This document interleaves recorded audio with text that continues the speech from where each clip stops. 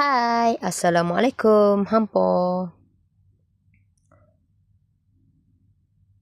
Jiha nak mengucapkan